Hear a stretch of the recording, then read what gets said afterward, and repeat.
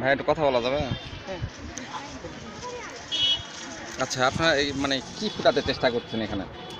আমরা কোটা বিরোধী ছাত্র আন্দোলনের মাধ্যমে বাংলাদেশ যে স্বাধীন হলো, ছাত্রদের যে আত্মত্যাগ, ছাত্রদের যে এই চেষ্টা, তাদের স্মৃতিটা বহন করার জন্য এবং পরবর্তী প্রজন্ম যেন এই বিষয়গুলো জানতে পারে, দেখতে পারে, তার জন্য আমরা গ্রাফিতির আয়োজন করেছি। আমরা জয়পুরহাট জেলার শিক্ষার্থীরা,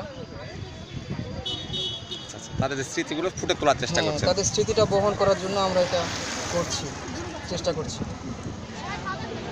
আচ্ছা, ধন্যবাদ।